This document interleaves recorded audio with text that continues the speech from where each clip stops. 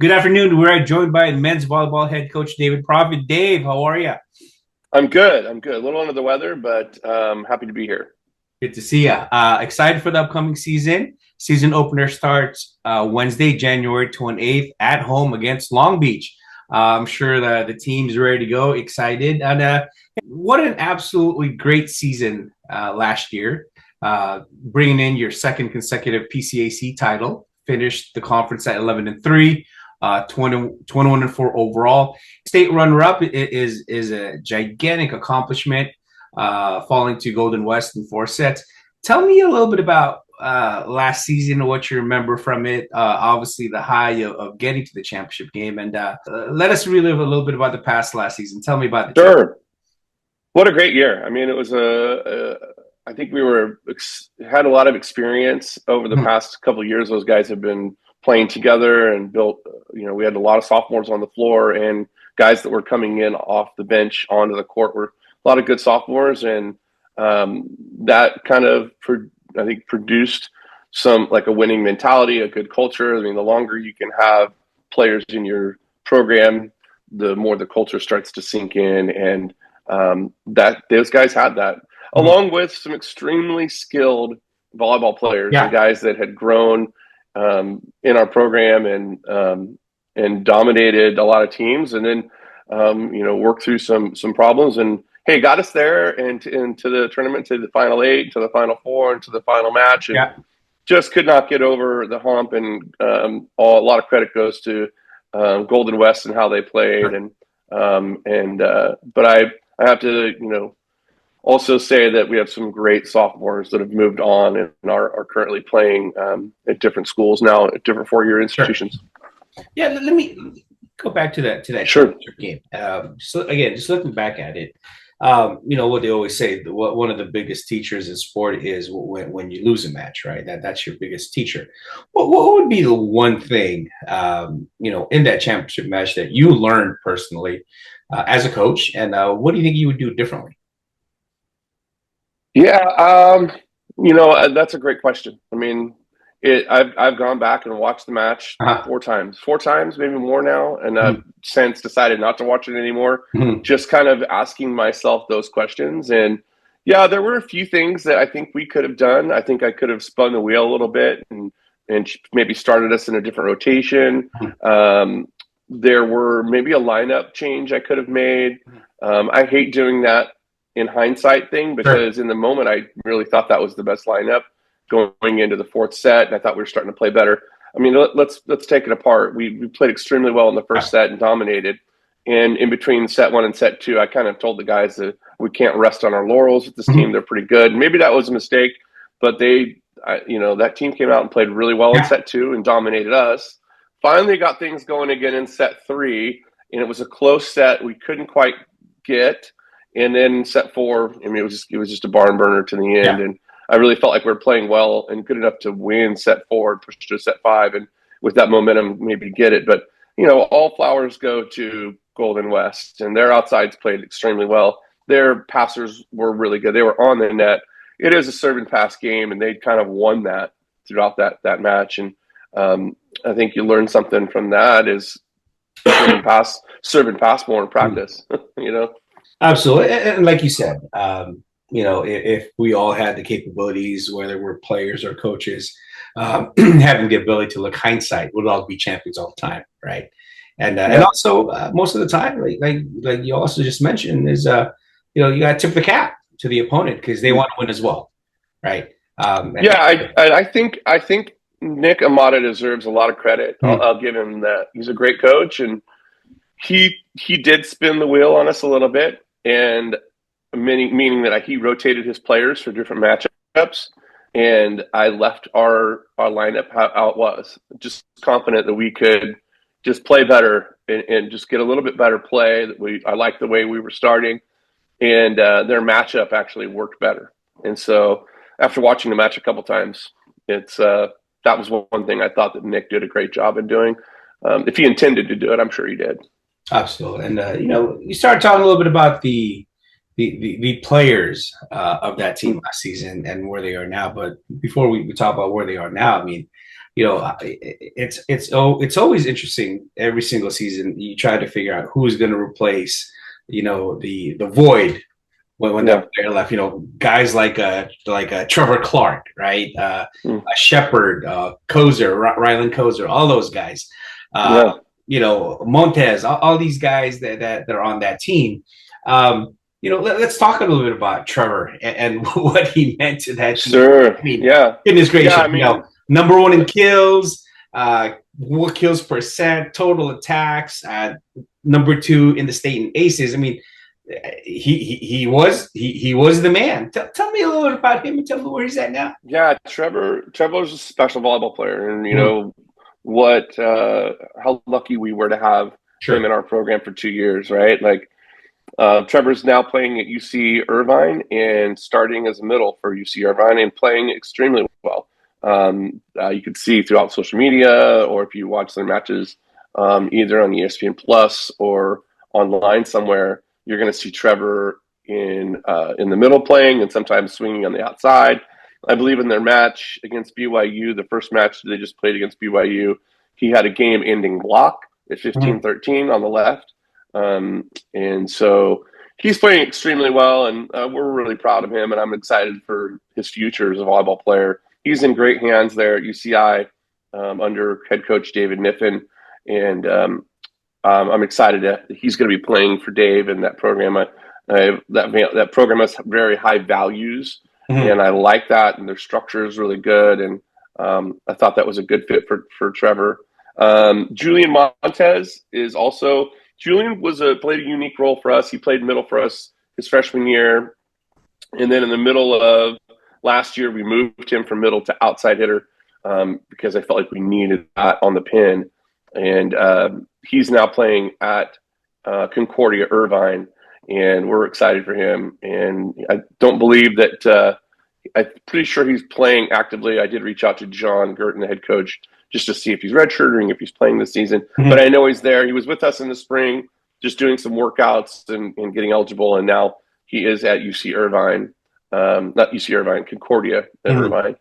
And then Logan Ethan Shepard. Fort. You got to talk about Logan So, Shepard, number one in the so state. both, yeah, so both the Shepherd brothers, Logan and Lucas, were a great asset to our program. Lucas didn't get to play as much with battling back from knee injury, but Logan was a pivotal player, a 2-year setter for our program, and just really did a great job. And I can't, without him, we would be where we're at throwing the rock around. So, but he's no longer playing. He's married or getting married, and moving. He's going to UC Santa Marcos, I believe, or Got CSU San Marcos, it. and they're living up there and going to school together. I think they're kind of done playing volleyball. But Ethan Horniak, who's also starting middle, is currently at UC San Diego and is playing. Has played in 5 matches.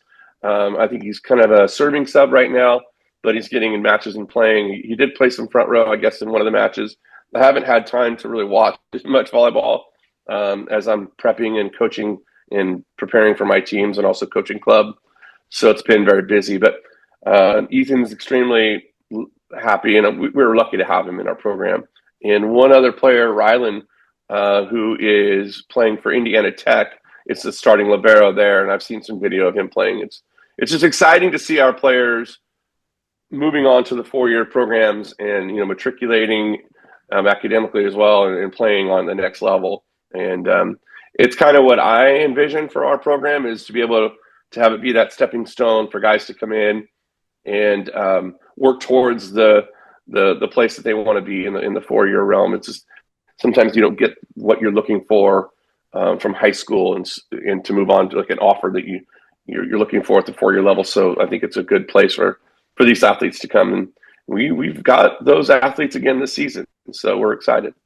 Yeah, moving forward now to this upcoming season. Let me ask you just one last question about last season, and which will kind of work its way into our upcoming season. If you had one word, or if you can describe what your team was like last season on the court, what would you say would be their biggest feat, or in other words, what type of a team did you have last season?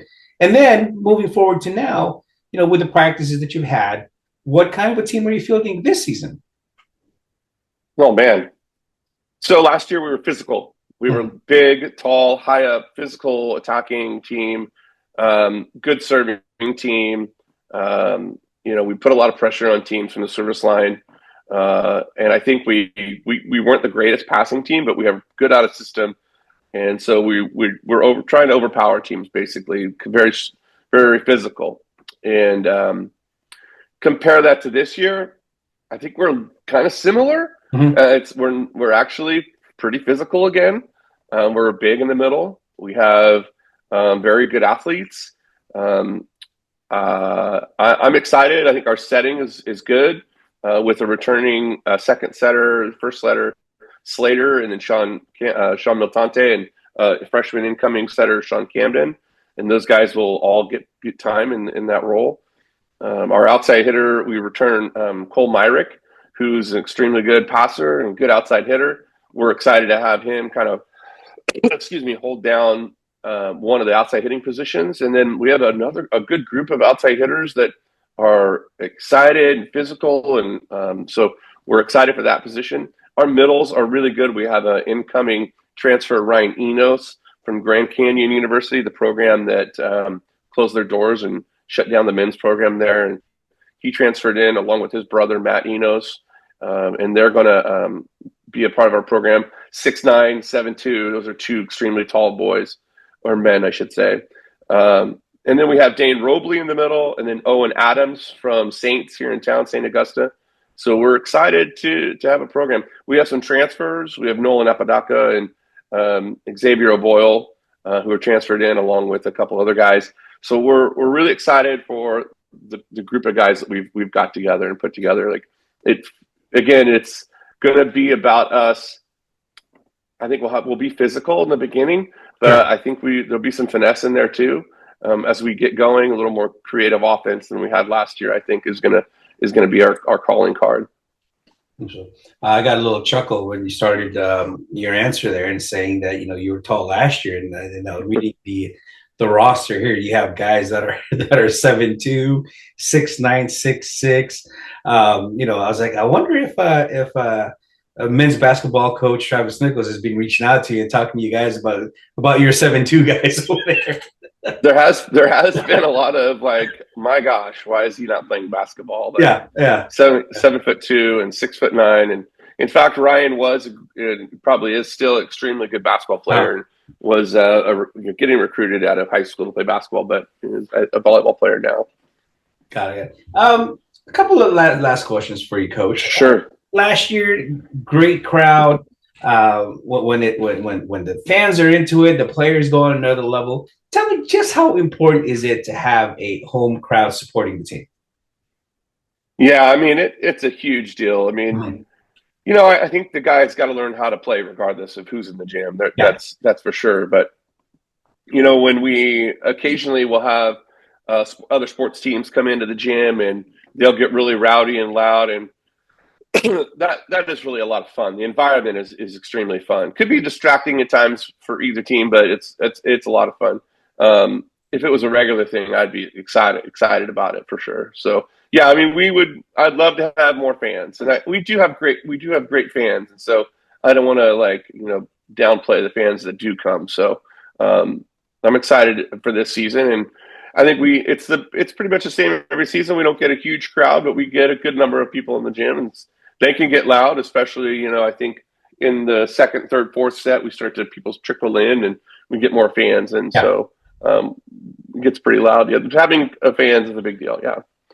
Once again, we are joined by men's volleyball head coach David Proffitt. Led the Olympians to a runner-up finish last season, and looking to get this 2025-2026 season started this Wednesday, January 28th, against Long Beach. Hey, Coach, one last question for you. Sure. Talked a little bit about this earlier in this interview. What is it going to take for us to get over that bump, right, and take this title home back to Mount Olympus? Well, it's gonna take it'll take a lot. I mean, there's some very good teams. I mean, the landscape for junior college men's volleyball is is good. I mean, the teams are good. There's a Yeah. lot of parity across the board. I mean, you look at Golden West, they're going to be good again. Orange Coast is going to be good again. Santa Barbara is going to be extremely good this season. Long Beach always reloads. I think that Santa Monica is going to be very good, who we play on Friday. So we have a couple of really tough matches to start this week. And I mean, we're headlong into it. There's no games off. And so what's it going to take is, I mean, we have to come to play and come to practice every single day with the mentality of we have to win the day, win the practice, win the drill. We have to win the warm-up. We have to over-communicate a team in warm-ups. We have to be dialed in. Our scouting report has to be good, and we have to follow that scouting report. There's the systems that we use for blocking and defense, and the service aggression and system that we've set up, and all that stuff has to be followed. And if we do that stuff, the outcome will be there. Sometimes you may get beat even with that, the execution of that stuff, because teams are good. So I'm excited for the season, and I'm really looking forward to seeing how we play, how we respond, because we've been practicing for a long time now. Yeah. And I got a chance to see our team playing another team at the OCC Showcase in December, and I was very excited with how we played. And we got another opponent across the net from us, and it felt like, to me, we sharpened up a little bit. We got a little cleaner. We got a little more aggressive. And that's sometimes it gets a little monotonous in practice. And that's on me as a coach to try and keep it creative and keep it competitive. And so I think that's going to be a big thing, is making sure that we're constantly trying to get better and improve. Even if we have a system set up, can we tinker with it, improve it, make it better? And so, yeah, I think that's kind of the thing for us, is that mentality. There's only one goal here, and the goal is to win a state title. And I know that a lot of people say, well, maybe we should just play game by game, but that goal is out there, and that's the one we're shooting for. I mean, 2 second places back to back is great, and we're ecstatic at those outcomes. We could be better, but I'm not satisfied, and I just want to make sure that the team knows that we're not shooting for second, we're shooting for first. Amen. Well, there it is.